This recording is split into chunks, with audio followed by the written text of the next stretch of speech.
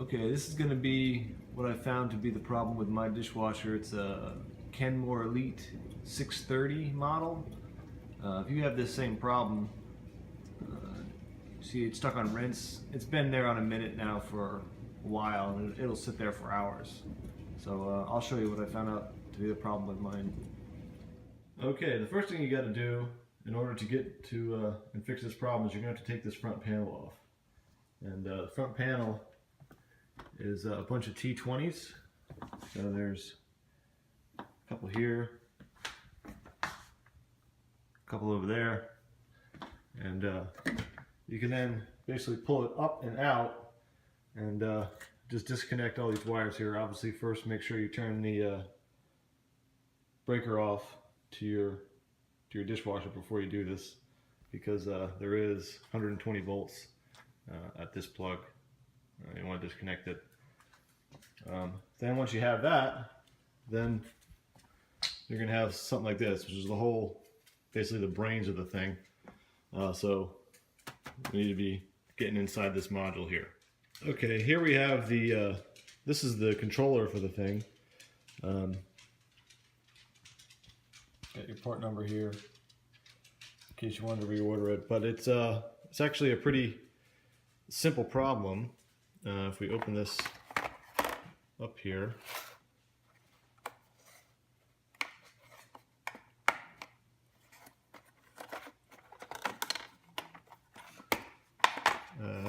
you're going to see this burn mark.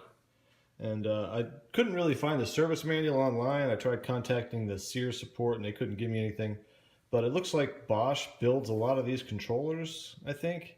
And they're probably the same between a lot of manufacturers. And if you look right in here, you got a burned trace and this pin's burned off. So that's the heating element for the dishwasher. I tore mine apart completely and measured the resistance on my heating element. It was 11.5 ohms, and at 120 volts, 11.5 ohms, we're looking at like 10.5 amps about, roughly. And in a minute here, I'll show you the other side of and what this relay is. Okay, so you just flip this cover off, get this cover out here. And if we look at it, it's this relay right here. All four of these are the same, but if you look at it, 12 volt DC relay on the coil side, and it's rated at 10 amps. So this thing is basically at its limits, over its limits, and I could see why the thing failed and just burned it out. So I tried looking up this relay. You can buy this relay. I think I got it from Mauser. And the next size up, there is a 12 amp one, but it is it's deeper this way, and it won't fit in the same footprint. So unfortunately, you can't just swap out one for a larger size. Maybe if somebody out there knows one that fits in the same footprint that's 12 amps, that would probably be ideal. But for now, this relay I think is $1.30 or something. It costs more to ship it to my house than it is for the relay, so I bought two. If it burns up later, I'll just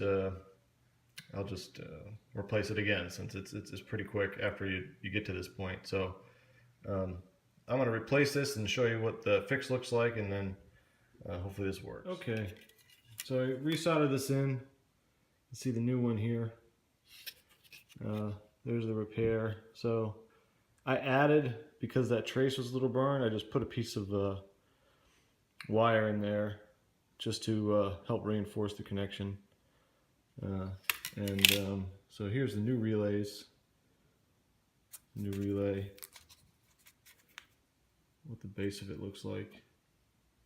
All right, you can see the pins. Here's the old one. You can see the one pin is completely disintegrated. So we're going to put this back in and see if it works. All right, well, replace that relay and let it run, and successfully completed the cycle in the correct amount of time and made it to the sanitize section. So looks like that was the fix. Hopefully this helps somebody out.